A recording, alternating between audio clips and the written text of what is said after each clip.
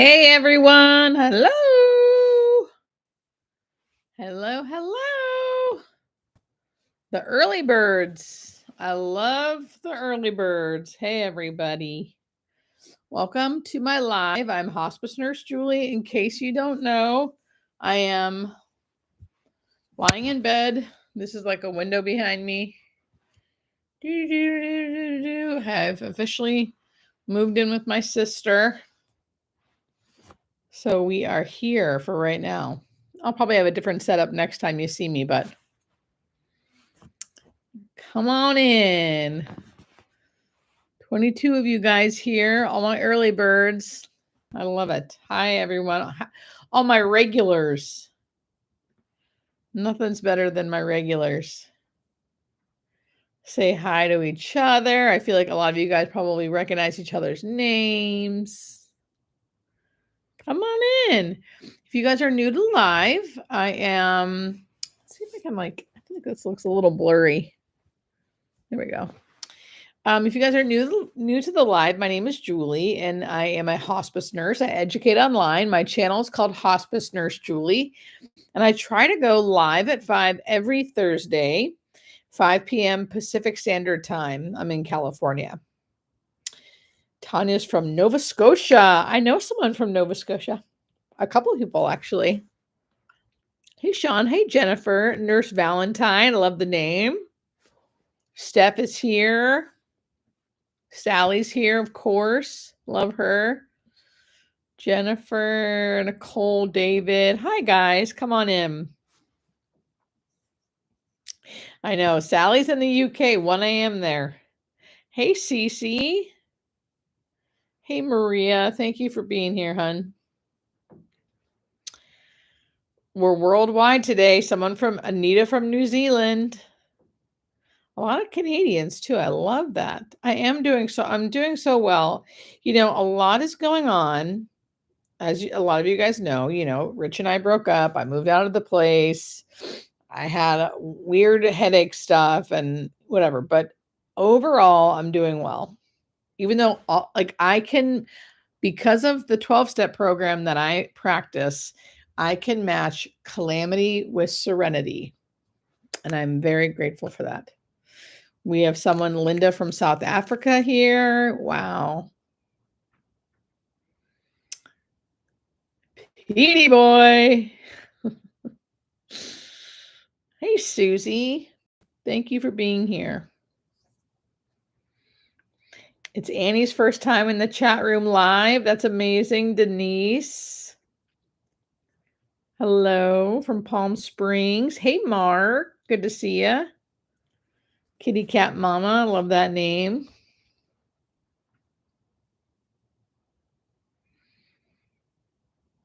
I am making it, Michael. Thank you. Bev from Wales. Love your videos. Thank you so much, Bev. I've been to Wales a couple times. Yeah, thank you, Stephanie. The Bonnie Banks of Loch Lomond. Gary, how do I say it?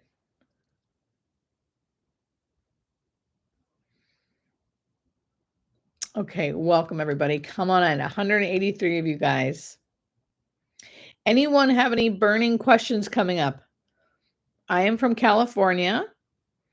You can start asking your questions now. If you want them answered more quickly, I would say write them in all caps. It's easier for me to see.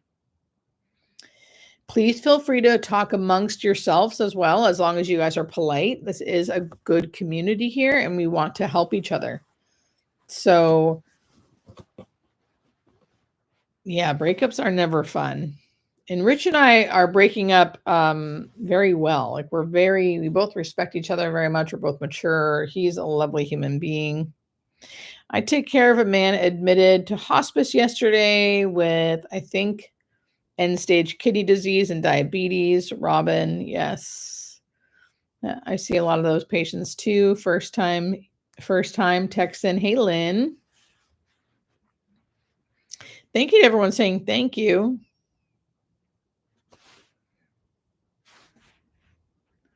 Laura, just wanted to say thank you. Father passed on April 12th. Your videos have helped me.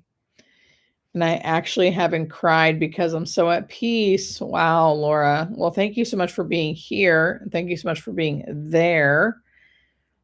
Thank you so much for saying thank you, and thank you for being there for your father. Wendy has a daughter who's a social worker, a hospice social worker to be specific.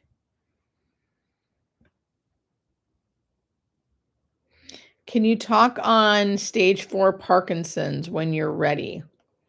So, Heather, the only thing I can talk about with Parkinson's is the end stage. And honestly, because we don't really look at stages so much with Parkinson's on hospice, at least I haven't. I don't even know like what stage is end stage Parkinson's. What I know is when I see someone on hospice with Parkinson's disease, their end stage is for the last stage. Probably should know, but I don't actually know. But what I do know is if you watch any of my videos about dementia, as far as like end stage, that's usually what Parkinson's looks like. So they are like not really talking, they're bed bound, max assist for all ADLs, and they kind of look like they physically present like a person with dementia, and they also die like someone with dementia, meaning like they usually are just sleeping all the time and not eating and drinking. And although the disease is horrific and hard as the time goes on, the end stages are still sad and hard, obviously, but they're so debilitated that it's almost like they just sort of sleep a lot. But it's very, very, very end stages. I'm sorry I can't be more helpful with that. But it does, from my experience, look an awful lot like dementia or Alzheimer's disease. How that looks, which is not talking, barely eating and drinking, sleeping all the time, bedbound. Did you bring a fan since the last time you had a hot flash? I literally thought about that, Victoria. And today I'm wearing a t-shirt and a sweatshirt. And if I get a hot flash, this baby's coming off. If anyone was here last week, I had like a literal hot flash in the middle of the live. I was like, and of course I'm thinking to you guys, I wanted to say to you guys, is anyone else hot? It's like, truly, you're alone in your house. What are you talking about? Why isn't someone who has lung cancer passed so quickly? My stepmother passed from it. Nicole, it really depends. It doesn't necessarily mean that if you have lung cancer, you will die quickly. It depends on the cancer. It depends on their age. It depends on what else is going on. It depends on how long they've lived with it or where it metastasized, meaning like where it moved to. So it doesn't always mean that. Oh my gosh, Stephanie says, I'm an entry-level COTA. What advice would you give me when dealing with death? This is what I'll tell you. And I feel proud of myself that I'm able to say this in front of a group of people who think I know a lot. I feel like I do know a lot about certain things, but not everything. I don't know what COTA is, COTA. I don't know what that is. I think I'm really bad at like, what is it? Acronyms? Is that what that is? If you can tell me what COTA is, Stephanie, I might be able to help you. I'm an end-of-life doula, just getting connected with hospice. Michelle Williams, thank you. That's amazing. Do you have experience of an afterlife? Kelly, I have had one experience with an afterlife thing where I feel like I have had a patient show me what it was like to die. It's called a shared death experience. Without getting too much into it, because the story can be really long, I have many videos about it. You can go to my page and look up like anything that says like why I'm not afraid to die. You can see the story there. But basically, a patient, before he died, he basically showed me in my mind's eye like what he was feeling and thinking, and he was talking to me and saying how amazing everything was and how relieved he was and how not scared he was and how beautiful it was and how happy he was, and if he only would have known, he wouldn't have been so afraid to die. And of course, I give more details and it's more emotional and stuff when I take a long time to tell the story, but that's my one experience I have with it. I also think I did see an angel once with the patient who looked like she was going to die and then she didn't die. She lived for another 3 months. And I also tell a story about that. My mom has third degree bed sores and she's so uncomfortable, even with highly attentive nurses. Is there anything I can do to help her with pain and discomfort? Bev, yes, I would say pain medicine. I cannot give medical advice, but generally speaking, if someone is in pain and you've done all the things to help relieve the pain, like turn and do different things, sometimes it's just sensitive. So the more you kind of can move someone and kind of get off of those bed sores, the better, but also pain medicine, pain medicine, pain medicine. How often do you deal with pancreatic cancer patients? Very, very often. I feel like that's one of, I see patients with pancreatic cancer all the time. What can I expect from multiple myeloma? What's the struggle in the final days? Painful, 81, 3 years. I would, Sylvia, whenever a disease doesn't stick out to me like multiple myeloma, um, it makes me feel like it's pretty like standard, meaning like you just see the typical things, sleeping a lot, not eating and drinking. Has If he hasn't been having pain, I don't see him suddenly having pain. If he has been having pain, I see hospice being able just to manage it. So generally speaking, I don't see tons of symptoms with multiple myeloma. And if he hasn't been having a lot of symptoms, you probably won't continue to see it. What you'll see a lot of is just a lot of sleeping, not a lot of eating and drinking, a lot of sleeping, not a lot of eating and drinking, being super, super weak, not getting out of bed, needing eventually everyone on hospice, everyone dying will need full care, meaning like they cannot care for themselves at all. They'll be in bed, they will not be getting up, they'll be incontinent. None of that is like a quote unquote, like, well, it's not a good thing, but it's not like something's wrong. This is all expected. So you can expect all of that debility, not eating and drinking, sleeping a lot. That's expected for anyone dying. Anyone's end of life will be like that if they're dying on hospice, like a natural kind of like gradual death. And then for multiple myeloma specifically, I wouldn't say there might be some pain, some shortness of breath, but probably not much. And it depends on what they've already been experiencing. Does that make sense? When a doctor says they can't help you anymore, does that mean you need palliative care or maybe even hospice, Kelly?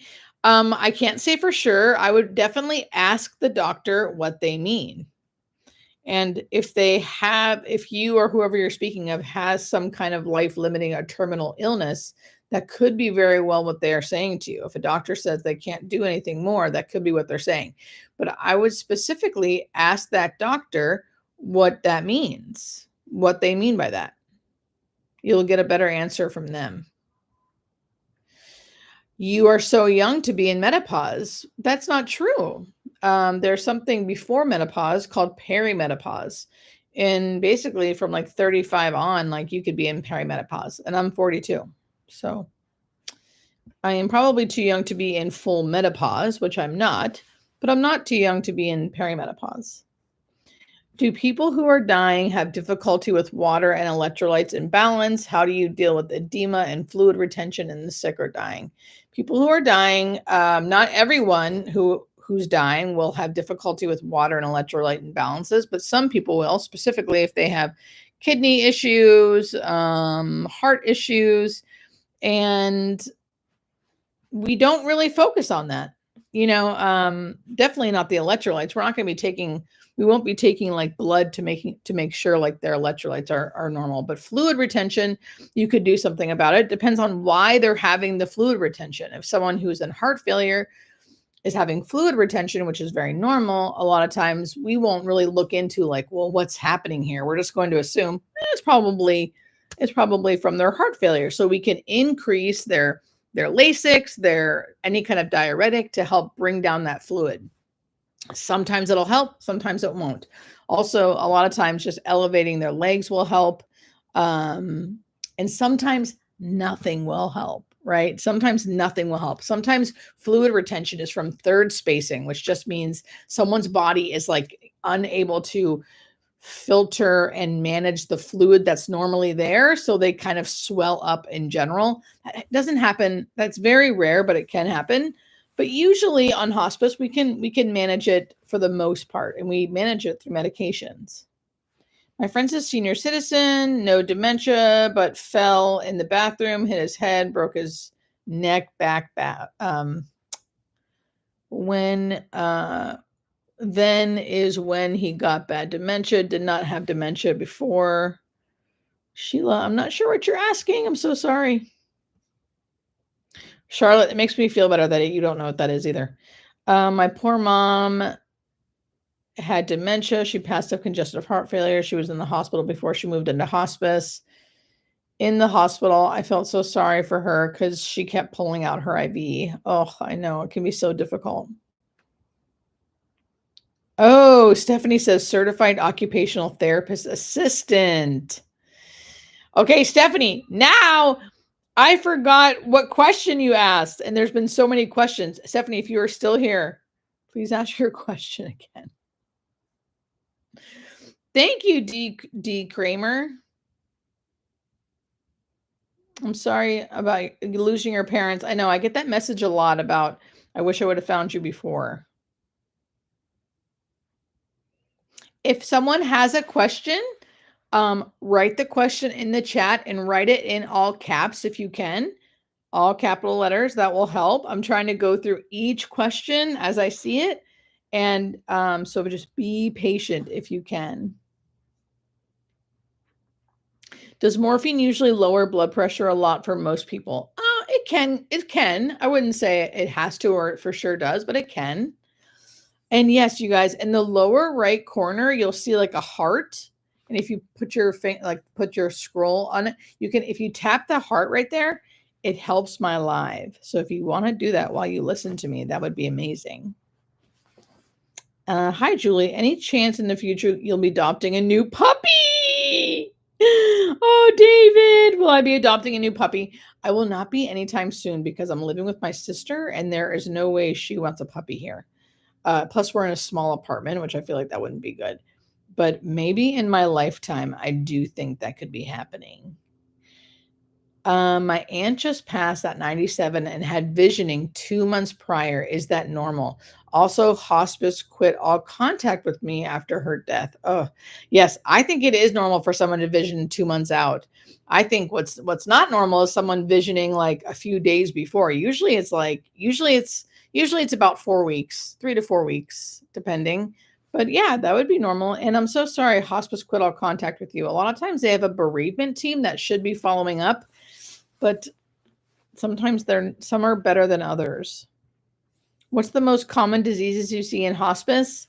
Alzheimer's, dementia, COPD, CHF, but all end stage, very, very end stage. End stage kidney disease, very end stage. Pancreatic cancer, any kind of metastatic cancer. Oh, there's a pretty bird on my porch. So it's a pretty bird. Any kind of metastatic cancer, glioblastomas, ALS. I mean, there's a lot of stuff we see, but those are like the 7 most common. Maybe I'll do a video about that. The most common diseases we see on hospice. What's been the hardest thing you had to deal with as a hospice nurse? Amy, you're not going to believe this, but a lot of times it's the administration stuff. It's the charting. It's the administration stuff. The hard stuff emotionally is when you feel like you can't manage someone's symptoms very well. But overall, hospice is a beautiful blessing to me. I love it. Hi, Julie. My mom's decided to go home from the hospital tomorrow. She's in end-stage renal failure and her lungs are failing as well. How long do you expect dialysis patient? If she's not going to stay on dialysis, Sean, and she truly is end stage and not making urine, someone, from my experience, generally speaking, someone who was on dialysis and then has stopped dialysis and they are no longer making urine will have a very, very peaceful death, but it usually is very quick. So usually anywhere from like 7 to 10 days. Now, if they're making urine, they can live a bit longer. It depends on how long they've been in end-stage kidney disease. If this was a short time thing or a long time thing, if it's been a short acute thing, a lot of times they might live longer. If it's been a long-standing thing where they've lived on dialysis for a long time and now they're stopping because they have to, it's usually pretty quick. But it's very, very peaceful, I will say that. Best thing you could do when she goes home is listen to what the hospice people tell you, right? Your hospice team tells you. and remind yourself, is she clean? Is she safe? Is she comfortable? If you can say yes to all those things, you're good. And if she's not eating and drinking, that's normal. If she's sleeping all the time, that's normal, right? You just want to make sure she's clean, safe, and comfortable. You take it day by day. Kim, welcome. Thank you for being here. What if you can't take Dilaudid? They will find other pain medicine for you. I've been a hospice nurse for 8 or 9 years. I've been a nurse for almost 16.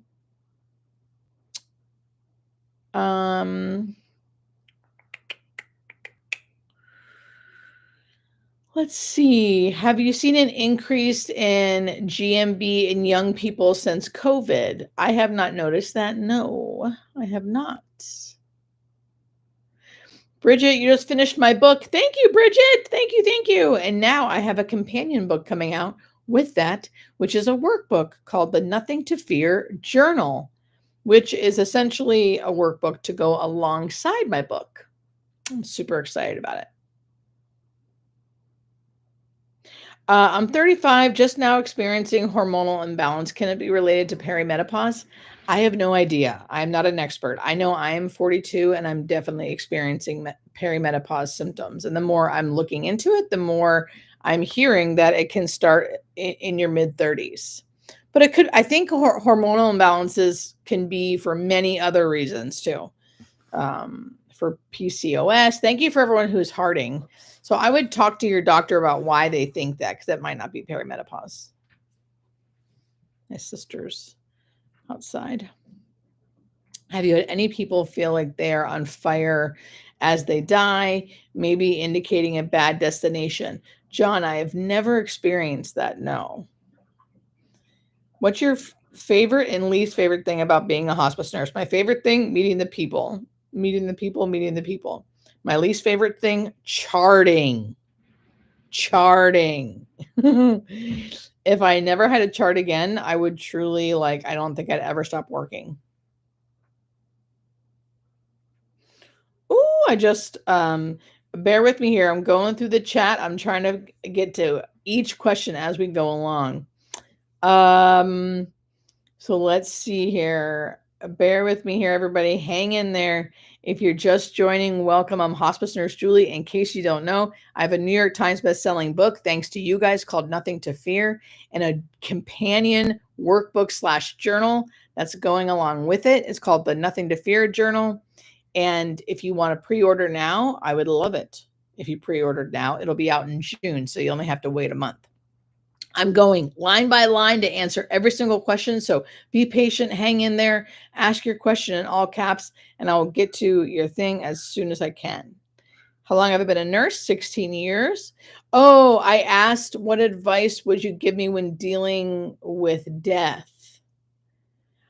I mean, I would be like the one person who's not afraid to talk about it if your patient brings it up.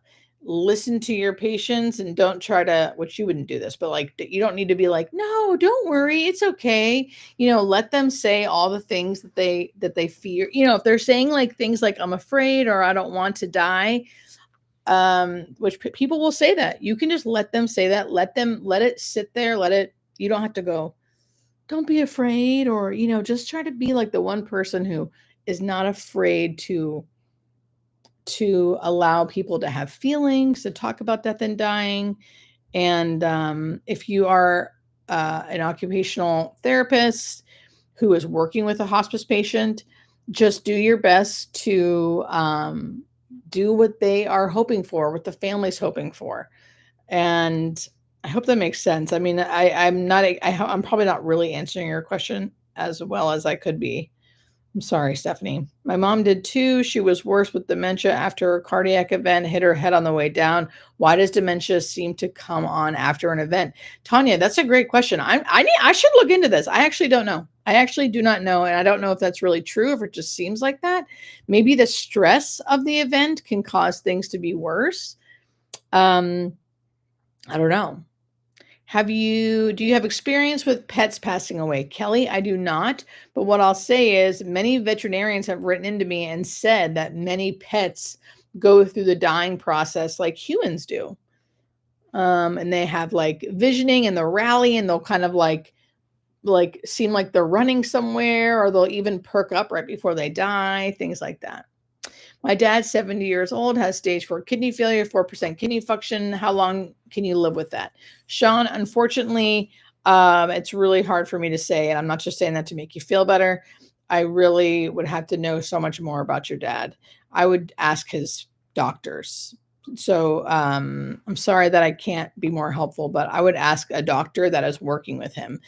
If any medical professional comes on to a live and spews off stuff like your dad would live this long, um, they're not being ethical. Like, I would have to know more about your dad's health than just 4% kidney function.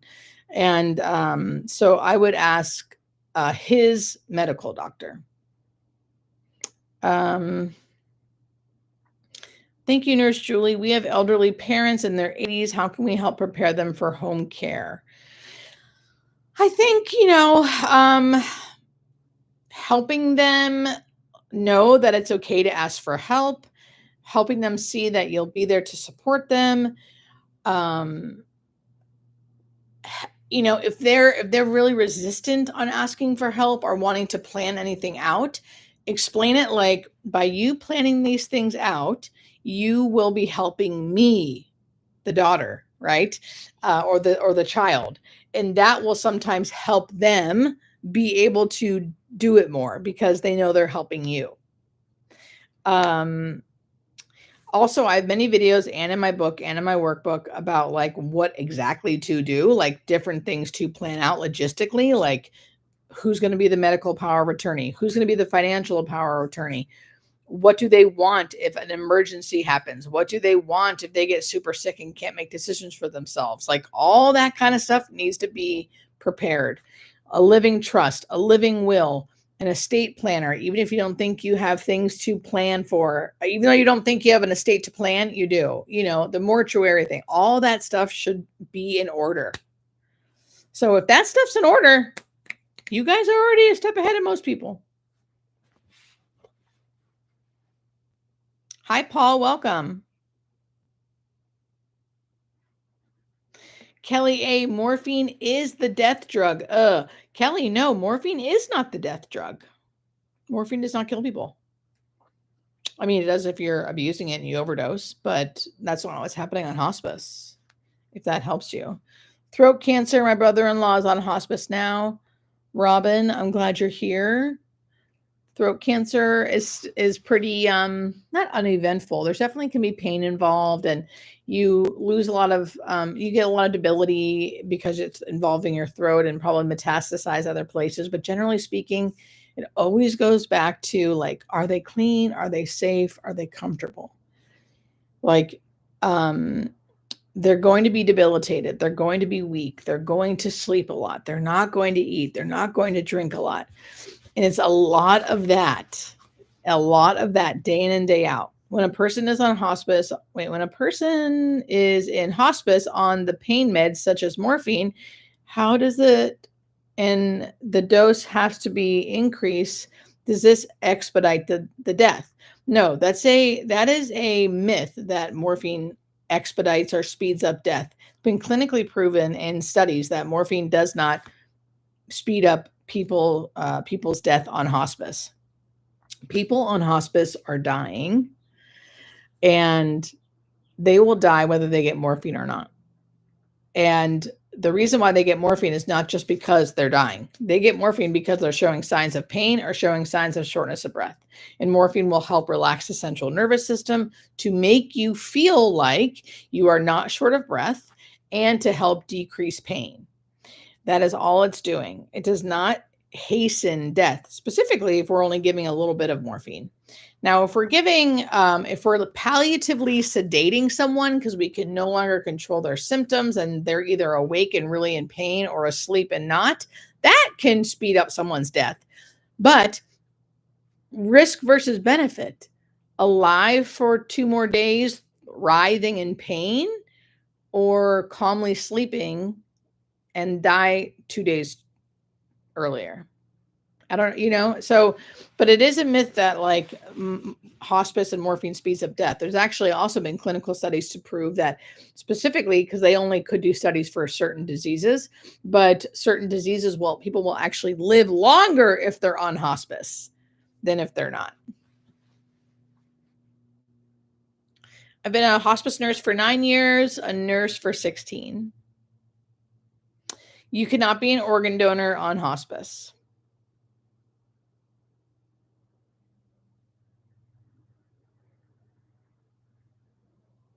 Colleen, I didn't see your original question. Oh, okay. My dad called me in to adjust his pillow. All was well until he squeezed my hand and looked at the ceiling for the last time, looking at me as though he knew he had to leave and was torn. Is this normal? I think all this kind of stuff is normal. Yes. Do we know why it happens? No, but I would say it's normal. If someone is in hospice for extensive stage small cell lung cancer, where it's traveled to the brain, what is the death like? Again, anything with the brain will be like, the brain does so much, right? So they could act different, they can look different, they'll lose the ability to talk and speak. Sometimes it depends on where the tumors are in the brain, how extensive it is. The main thing you're going to see, I think, maybe pain, maybe shortness of breath, but maybe not. Specifically, if they haven't been showing those signs, they might not ever show those signs. Robin, thank you for the $20. I see that. I will get to your question if you have one.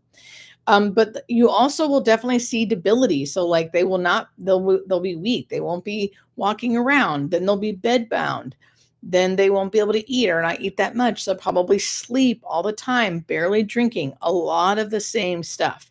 But generally speaking, when I think of that disease, it's not like, oh, these symptoms pop out at me. It's mostly like the same symptoms, which is mostly like not being able to get out of bed eventually, right?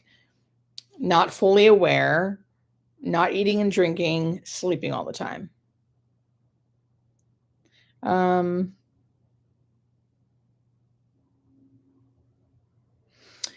Anita, sometimes black substances can come from people's nose and mouths. It could be their sinuses, and it could be gastric contents coming up, because the sphincters that kind of keep everything down in your stomach can like release just because you've died, and it relaxes, and it can come up and show and like come through your nose, because the sinuses are all connected to your mouth and ears, nose, and throat. It doesn't happen all the time, but it can, and it can freak people out. One of my patients in the hospitals asked if I saw the angel standing behind me in her room. I told her I did not see the angel, but I believe her was there. She passed that night. Yes, yes, yes. Thank you everybody who's sending me stuff. I'm just trying to answer each question like one by one. That's why I am just going through here. Do you believe in miracles? I was supposed to be dead 10 years ago, according to the doctor. I wasn't ready yet, and let the Almighty know that fact. I'm still here to watch you. Amazing, Kevin. I believe I have witnessed one miracle. I believe in miracles. I don't think it's good to like say that to a dying hospice patient. Like, I believe in a miracle and I don't think you're going to die, because I believe, all of us are going to die. I would think it's important to change the way we look at death and dying, but I definitely still believe in miracles. Beth Ann, I'm glad you're here. American healthcare workers have an obligation to be in solidarity with Palestine medical workers. Kira Star, I don't disagree with you. Julie, thank you for the $5. My bird passed away on Tuesday, but I had a rally on Monday. Oh my gosh, wow. Julie, teacher.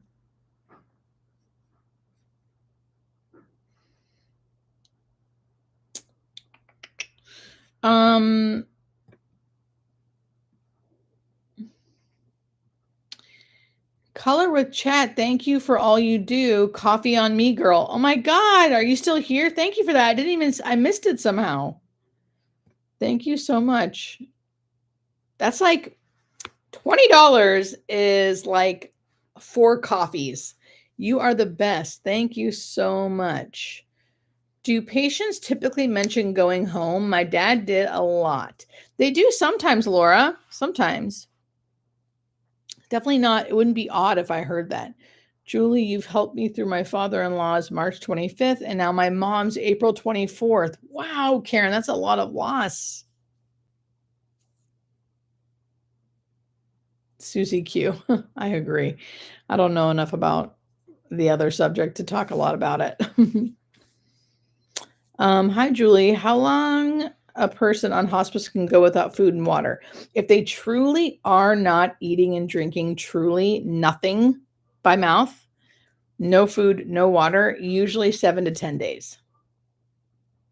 Usually. Oh, good. Color and chat with Joanne still here. Yes, thank you so much for that. Seriously. Question, how can I send you the videos I captured of my mom's journey? Karen, you can send them to hospicenursejulie.com. Hospicenursejulie.com. That is not correct. What am I saying? Karen, don't do that. You can send them to hospicenursejulie@gmail.com. Hospicenursejulie@gmail.com. Do you know that I got an email from someone the other day who said, I saw you on your live, and the first thing I thought of was you seem drunk. I was like, first off, I'm 9 years sober. Second off, what am I doing that makes me seem drunk? I think I just act like that. It probably was when I was having the hot flash. Anyway, I wanted to tell you that I did a speech for class on medical aid in dying and used your book, Nothing to Fear, as a source. Abigail, that's amazing. Thank you, Debbie. Why do people stop eating and drinking when they transition to death? Julie, that's a great question. It's because the body knows how to die. I do not say that like in a quirky, like, let's just feel good about it. It's like, no, biologically, our bodies are actually built to die. And when the body starts being able to tell that it's dying and it's starting to shut down, the body will actually switch off the mechanisms in the brain that make you hungry and make you thirsty. And so the body starts preparing itself by switching off those things. And that's why people stop eating and drinking. Does morphine slow down breathing and relax your organs? Michelle, yes, morphine does slow down breathing. That is why a lot of people, including doctors, including other nurses, will still say stuff like, well, morphine does hasten death or quicken death because it's technically it slows down the breathing. So that's where that's how the myth can come in that like morphine kills people. But we are never giving enough morphine on hospice for the most part, generally speaking, but for the most part, to actually stop someone from breathing, right? To have a respiratory arrest, meaning it stops, which causes you to go into cardiac arrest. You can go into cardiac arrest first, and then you go into respiratory arrest, or you can go into respiratory arrest and then go into cardiac arrest. So we are never giving someone enough morphine to actually make them stop breathing. But morphine does slow down your breath, hence why we give it to a lot of people when they are short of breath, because what it does is it doesn't make you breathe better, but it turns off that mechanism in your brain that makes you feel like you can't breathe, which is a really bad feeling. So it relaxes your central nervous system to kind of make you feel better. But I don't know if it relaxes your organs. It more like relaxes your central nervous system, relaxes your brain, relaxes your diaphragm. So, yeah. Thank you so much, Kathy.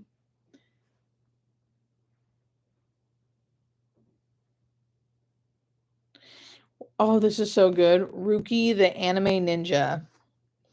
I watched your channel for prep for my dad's passing. He is well over 600 pounds, and I feel like his death is imminent. How does hospice for those at high weights differ from others? It's mostly about when they pick up your loved one, like when the mortuary comes to pick up your loved one. The mortuary will need to know the weight of your loved one, and they always ask.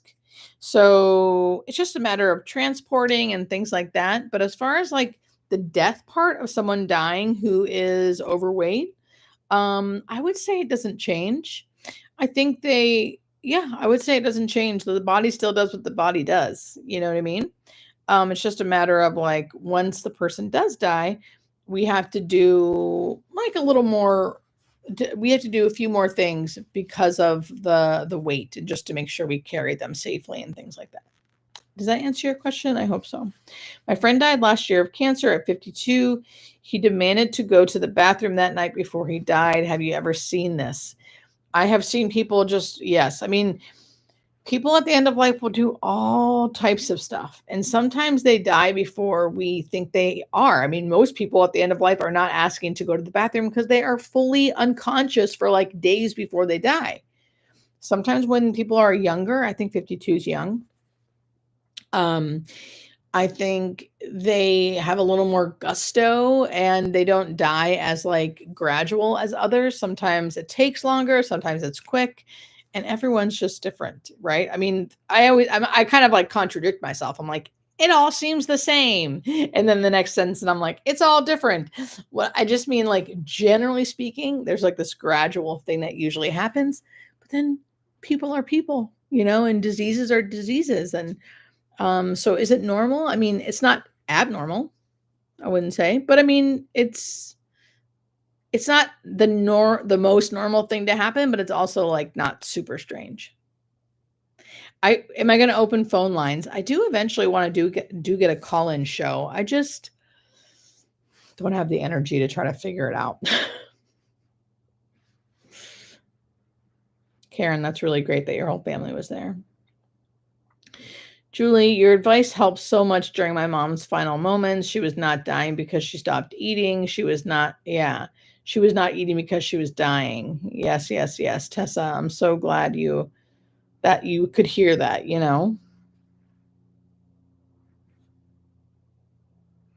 My bunny had death agitation right before he passed. I was able to pick him up and comfort him. Oh, yes. Yes, that's so good. Nurse Valentine, thank you so much for caring for your bunny. Glioblastoma is insidious. It's horrific. What do you do with videos? Oh, so I make videos that are real life educational videos. Viewers bring them into me. I get permission to share them, and I show people what real life actively dying looks like. I think it's so important for people to know what the real life version of death looks like. So I show it. Of course, with lots of trigger warnings and lots of education and things like that. But they gave us an emergency kit that has morphine Ativan if we need it. She's on pain medication, but not morphine yet. Yes, Beth Ann, that makes total sense. And I have a video called, if you look at any of my videos that say Comfort Pack, they will go all over all those medications. Have you ever considered doing a book about your sobriety journey? Sally, I have, and I may be doing that. Maybe. It's going to be a while, so I haven't announced anything. I may be doing something like that with other death and dying information in it as well. So it's kind of like a living and dying type of book. But thank you. Do you have any experience with glioblastoma patients? My husband was diagnosed in November and went into hospice in March. Shadow Star. I have tons of experience with glioblastoma patients. Someone who wrote glioblastoma is insidious that's what I feel too. I'm sure you experience it. Now, that's not to scare you, right? I just want to validate that it's a horrific disease and it's super hard. People are usually young when they get it. And it's just really rough. It's just really rough. I mean, hospice does a good job, I think, at like managing the symptoms. But generally speaking, people with glioblastoma can have a lot of symptoms, and they're young. And when anyone's young and dying, kind of like before their time, it's always harder. So my suggestion to you would be watch my videos that about glioblastomas. I did hear from someone who said that they watched my video and it made them feel worse because I think I was like honest about what to expect. Oh, which makes me always feel bad. But I think honesty is the best policy. And I just think preparing as much as possible as like what to expect with the progression of the disease, which will be different for everybody.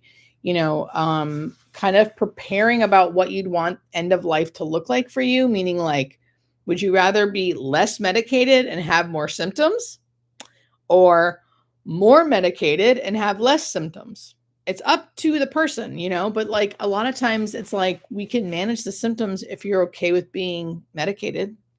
So work with the hospice team, try to utilize as much help as you can and come to these lives for support if you can every Thursday, 5 p.m. Every Thursday, 5 p.m. Do you believe when someone reaches their arms out that they see their deceased loved ones while they're in actively dying phase? I do. I've seen patients do it. Yeah, the death reach. I do think people are seeing their dead loved ones. I mean, who knows, but I do think so. Is morphine or hydromorphone better? I think it depends on who you talk to. I think some people would say hydromorphone's better. I think some people would say morphine's better. I think generally speaking, morphine's the more typical thing we use.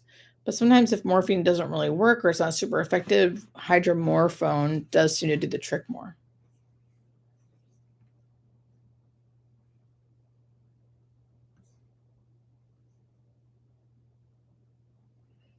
Thanks, Tanya. Does the weather affect pain in hospice patients like it does in arthritis? Wow, that's a great question. I think like the quick medical answer, would be like, no, it doesn't, right?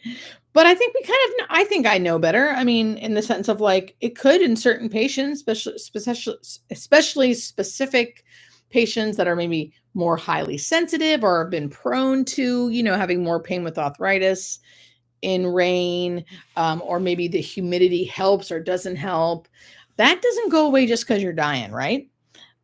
So I think it could. I mean, hey, you guys know I had that 2-week period of like pain that kind of like came and went. And they talk about, different pressures that could be in the air system and different things that could really affect you that you don't even know. So that could. I don't see it happening tons, but hey, you never know. Do you have positive experiences with death doulas when caring for your patients? You're not going to believe this. I live and work in Los Angeles where I know there's tons of death doulas. I have never actually worked with them. Never actually worked with them. If I have like seen any, it's been like briefly when I went to go do a death visit or something and their death doula was there and they were always great and kind of like took care of everything. So it was really nice. But generally speaking, I have not really worked with them. So I am like, I think it's crazy that I haven't, but I really haven't. Thank you, Sally. Thank you, Rob, for being here. Have a good night.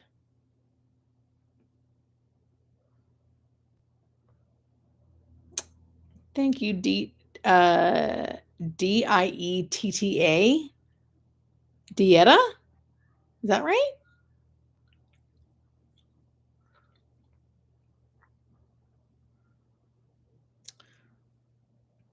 I'm on fentanyl and hydromorphone. I so appreciate you, Julie.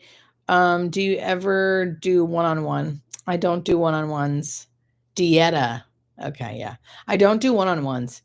I've been thinking about doing it, but I feel like I don't want to.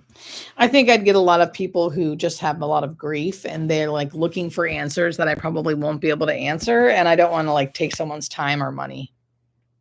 Or mostly their money. I don't want to take their money just because they are grieving. I don't think it'd be fair. What do the hearts do again? Oh, when we tap on the screen, Susie Q. I actually don't know what the hearts do, but I know that like everyone tells me that if people are hearting the live, it I think it maybe sends it out to more people. The hearts are in the bottom right-hand corner. Thank you. How do you tell a disease is progressing towards death? It depends on the disease, but generally speaking, you will be able to tell because mostly they'll be more debilitated, meaning like last week they could walk to the bathroom and back. Then the next week they could only stand up out of bed and like move to the commode. Then the next week, they are sleeping and they cannot get out of bed. Last week, they were eating like 2 meals a day. They were small, but they were eating them. A week later, you can barely get a couple spoonfuls in. It's mostly that. Sometimes if it's like a disease, like they're not quite on hospice yet, you'll notice maybe symptoms pick up a little more, or they're sleeping a lot more. Symptoms meaning like they're more confused, they're more agitated, their pain's increasing. So it depends on sometimes before they're on hospice, you might see symptoms of the disease getting worse. Why was I given Narcan with my meds, Jennifer? That's great because there's a law, especially if you live in California. It depends on what state you're in, but some states like California, if you're given any kind of narcotic, they legally have to give you Narcan. It's total bullshit. They need to rewrite the law.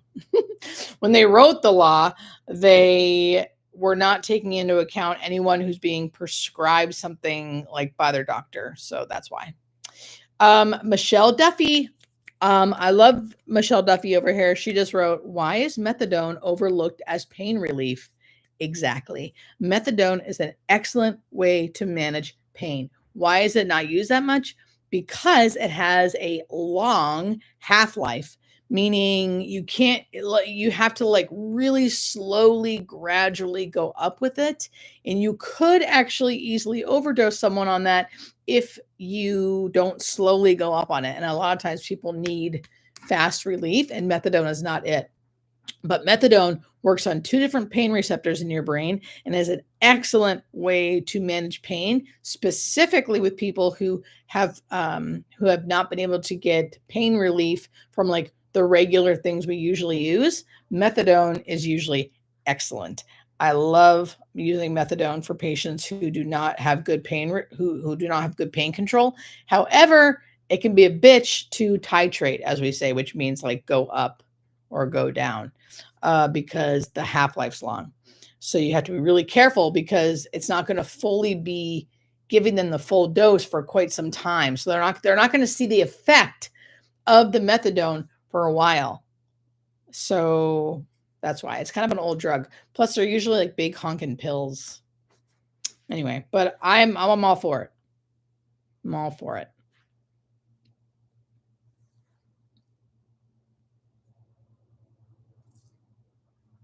From the Yukon. Hi, Laura Lee. I'm glad you're here.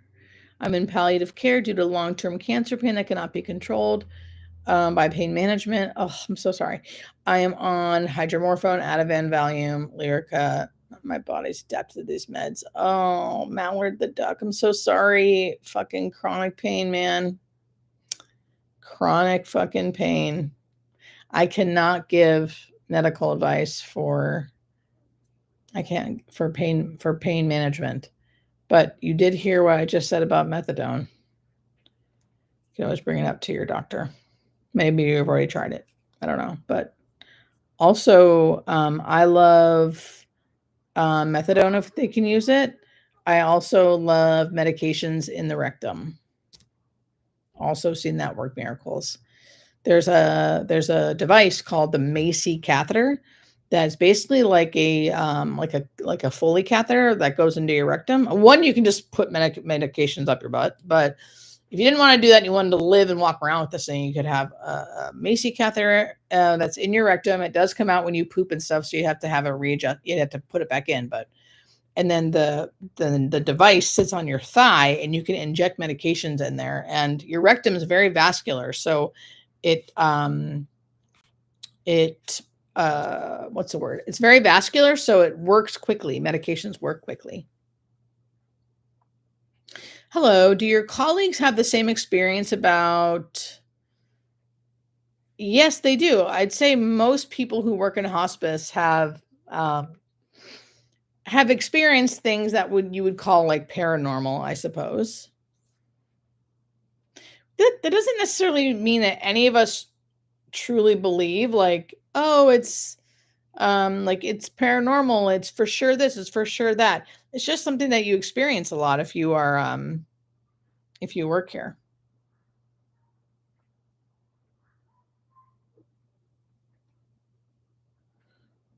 Could you share a short version of your getting out of addiction?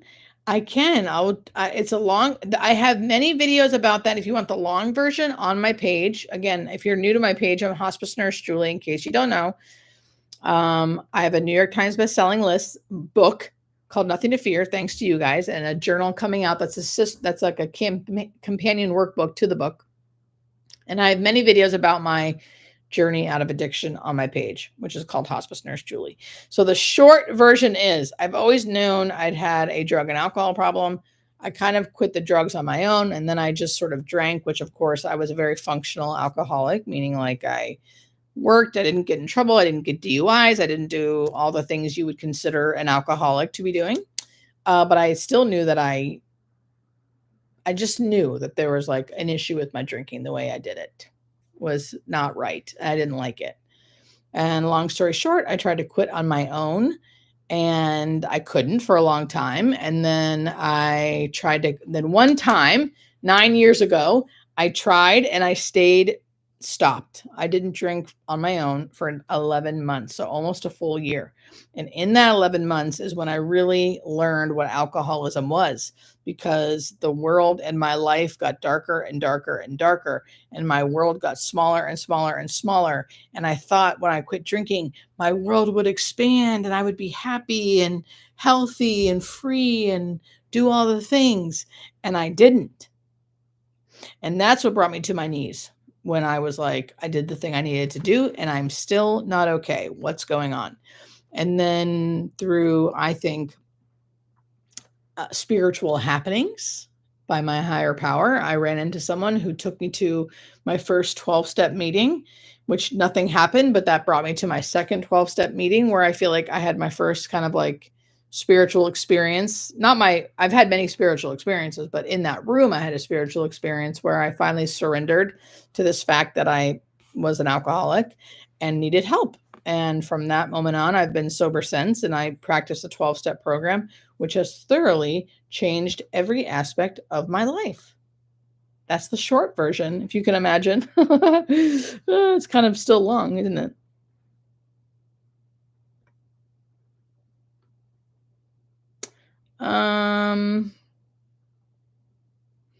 Looking through the questions.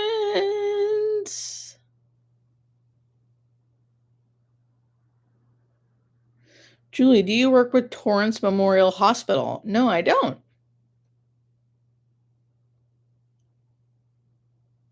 Serena, seriously, thank you. All right, guys, everyone knows that it's like time to say goodnight. It's an hour up, and we are done. We got the hour in. You guys were so amazing. What a lovely, lovely group here.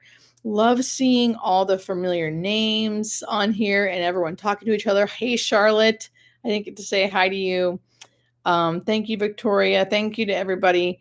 I'm here every Thursday, 5 p.m. Pacific Standard Time. If I didn't ask your question, please go look at my page to try to get answers. If you're asking specific medical questions, I will not be able to answer that because I can't give medical advice.